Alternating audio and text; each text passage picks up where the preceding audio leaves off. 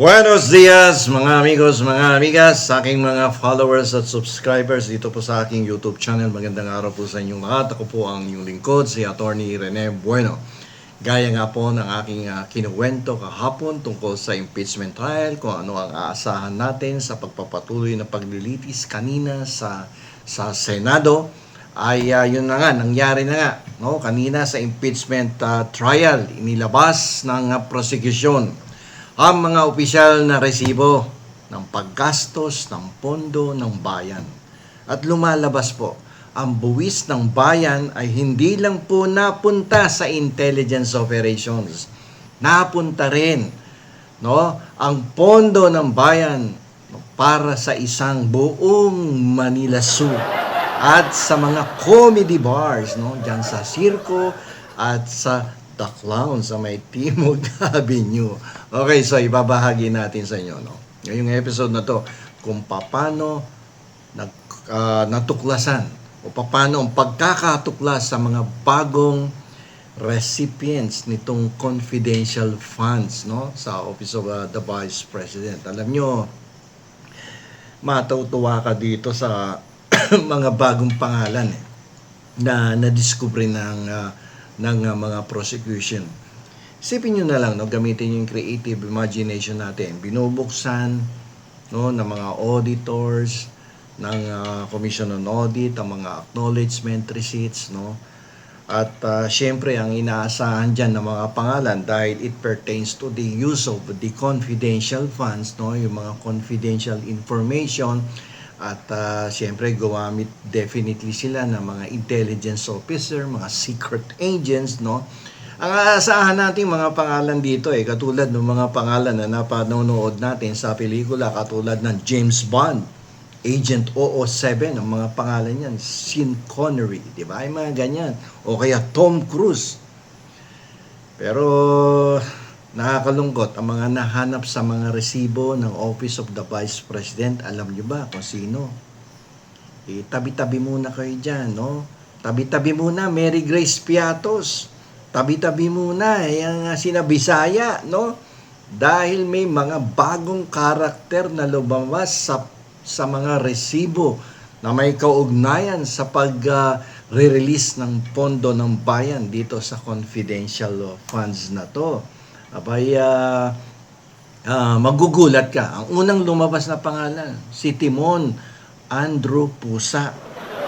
Grabe, Pusa ang binigyan ng confidential funds. Nakakuha ng 100,000 para sa rental of transport vehicle. Siguro, sinusubukan nila kung gaano kabilis ang siyam na buhay ng pusa gamit ang confidential funds mula sa Office of the Vice President.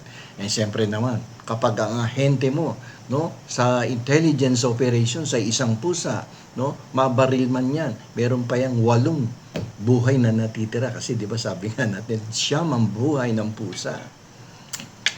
So pangalawa, si Antonio Pong Pagong ang nakakuha ng 100,000 para sa purchase of information.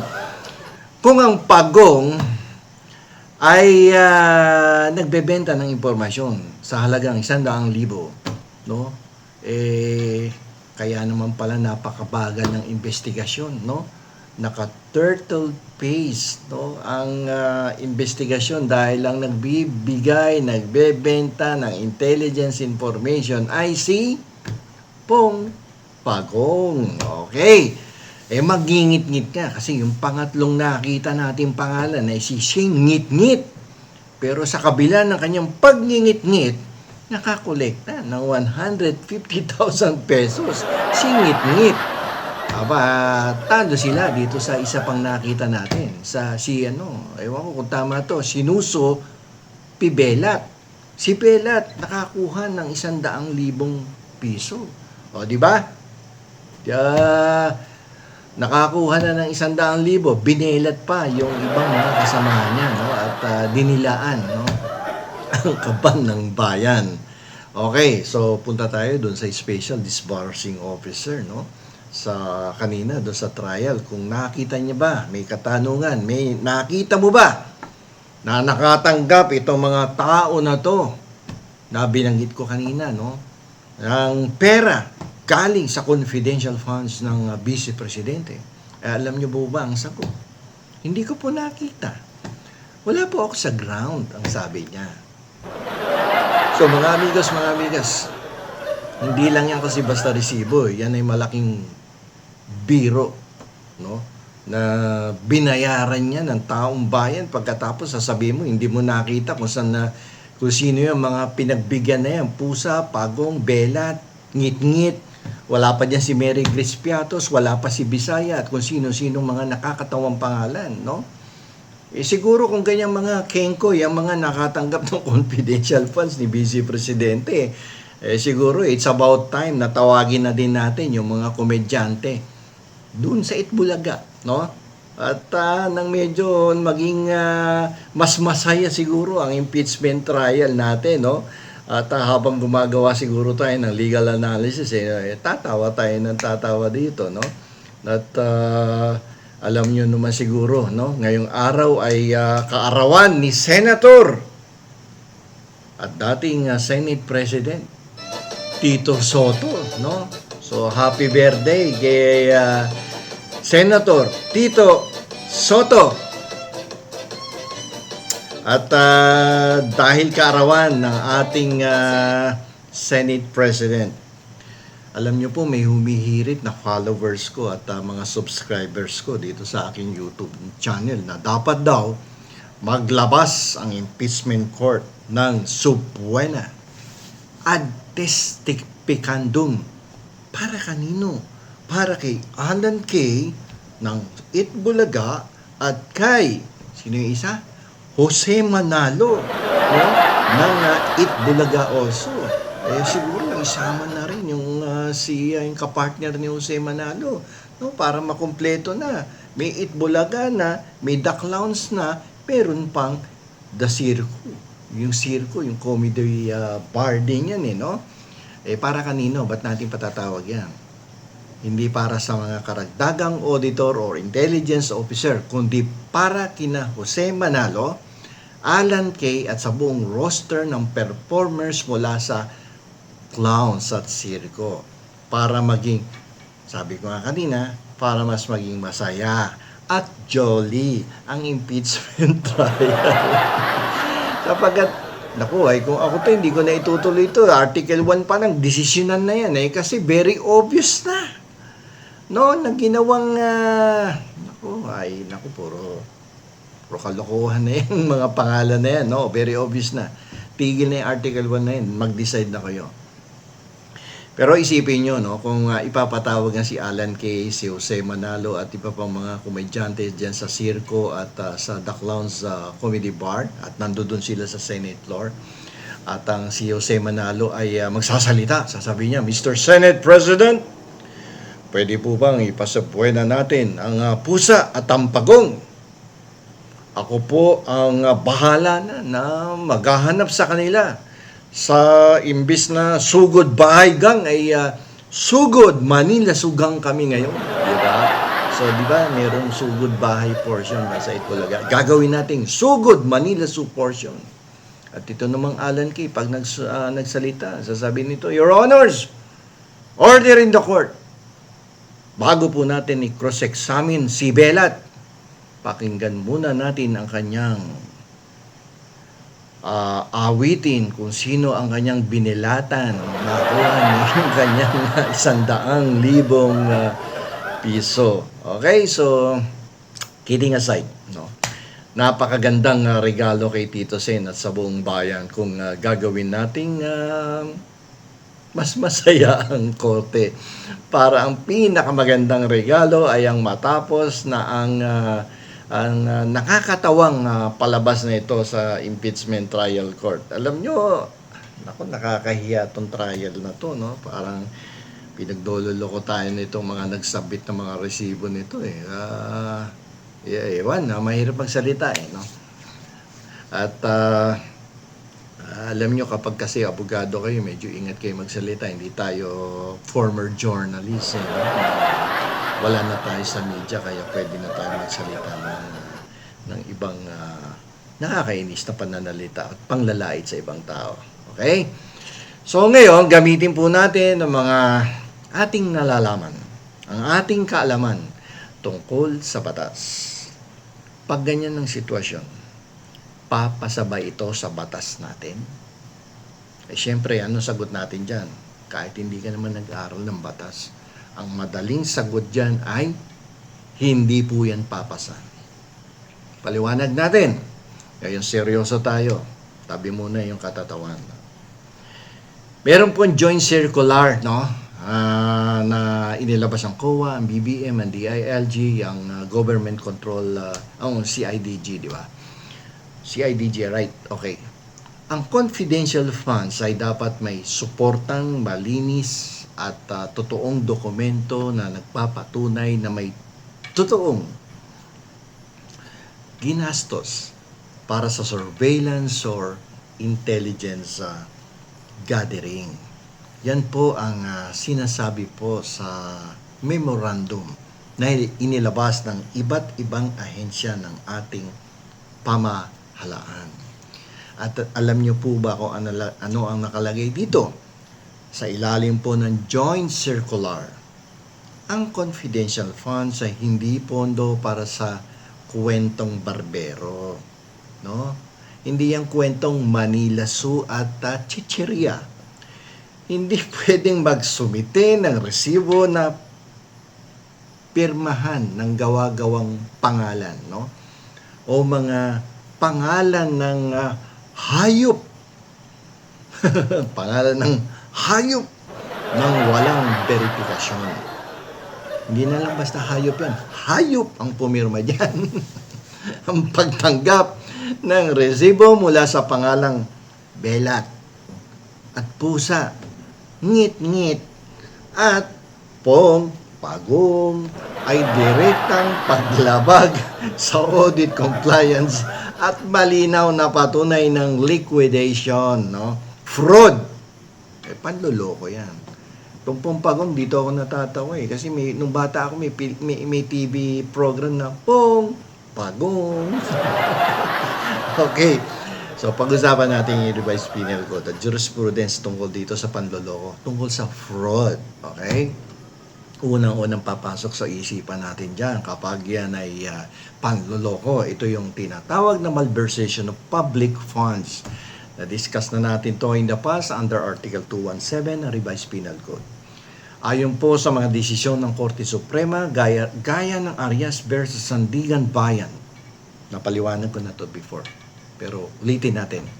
Ang sabi dito, sa Korte Suprema, sabi ng Korte Suprema, kapag ang umahawak ng pondo ay naglabas ng pera gamit ang mga peking resibo o ghost documents, automatic na merong, pinag-aralan na natin yan noong nakaraan. Merong presumption ng pagnanakaw o misappropriation. Ulitin ko. Presumption ng pagnanakaw o misappropriation. Okay? Pagkatapos ng malversation, ano ang pangalawang papasok sa ating mga TACO? Falsification of public documents as provided for under Article 171 ng Revised Penal Code. Ang pagpapatibay na nagbayad ka sa mga taong hindi naman umiiral o gawa-gawang mga pangalan sa opisyal na papel ng gobyerno ay isang malinaw, maliwanag pa sa sikat ng araw na ito ay isang krimen at felony. Ano yan? May krimen na nangyari dahil dun sa mga kabulastugan na pag-iimbento ng pangalan, pagong, belat. Okay? Mga amigos, bilang mga mahilig makinig, no, at mag-aral ng batas, kailangan pa ba natin patagalin pa ang paglilitis dyan sa impeachment trial court kung ang ebidensya ay napunta na sa ganitong antas ng pagiging nakakatawa? Kung napanaginipan ko nga to yung impeachment trial court daw inilipat na doon sa circo doon kay Alan Kay. Circo ba yon?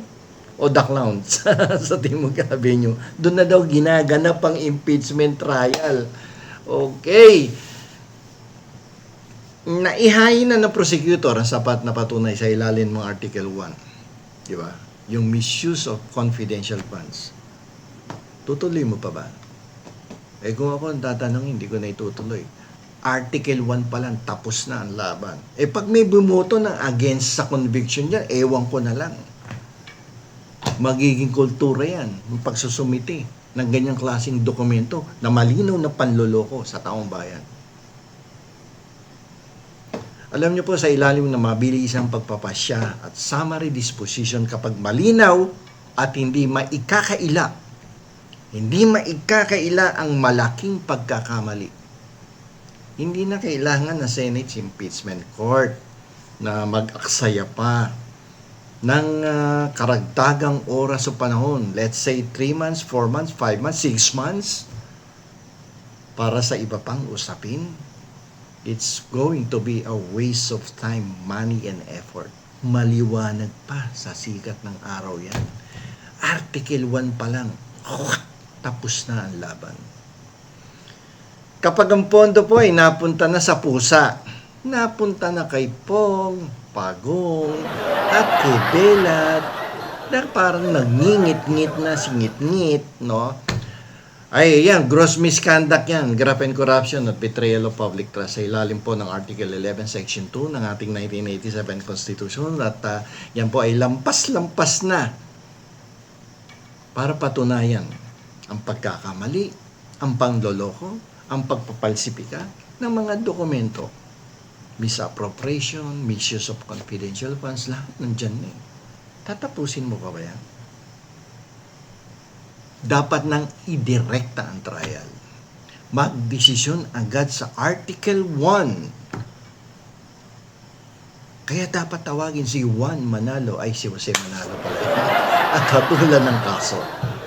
Dahil kung ang isang belat ay nakakuha ng 100,000 piso nang walang tanong-tanong, ang totoong nakakatawa dito ay hindi lang ang mga pangalan sa resibo, kundi ang bagal ng justice system natin kung hindi pa tatapusin ngayon ang impeachment trial.